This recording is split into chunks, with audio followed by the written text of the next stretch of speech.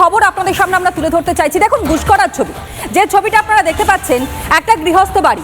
ছোটবেলায় আমরা শীতল চোরের গল্প দেখেছি এবং সেসব সিরিয়ালেও দেখেছি, কিন্তু সেই ছবি যে একেবারে বাস্তব হবে সেটা কি কখনো ভেবেছেন? তাও আবার রাজ্যের শাসক দল তৃণমূল কংগ্রেসের সঙ্গে যুক্ত।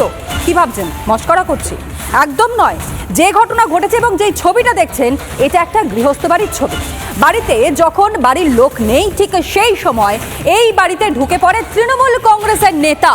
তৃণমূলের আমলেই কার্যত কয়লা চুরি, চাকরি চুরি, রেশন চুরি সবই তো দেখেছে মানুষ। আর এবার গৃহস্থের বাড়িতে ঢুকে রীতিমতন চুরির ছবিটা দেখা বাকি ছিল, আর সেটাও দেখিয়ে দিল এই রাজ্যের শাসক দল তৃণমূল কংগ্রেস। একবারে সরাসরি গৃহস্থের বাড়িতে চুরির ঘটনার সঙ্গে যুক্ত মূলত তৃণমূল কংগ্রেসের নেতা। আমার বাড়িতে চুরি হয়েছে, আমার ক্ষতি হয়েছে, আমি তো চাইব না।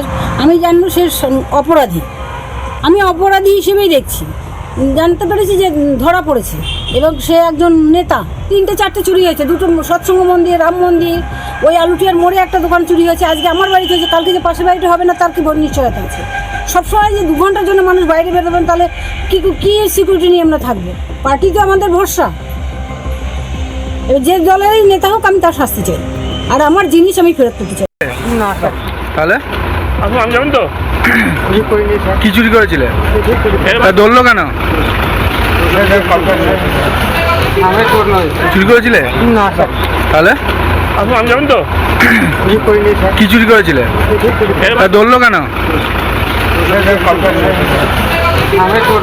আপনারা যেটা শুনেছেন সেটা সত্যি ঠিক, এখানে অস্বীকার করার কথা নেই।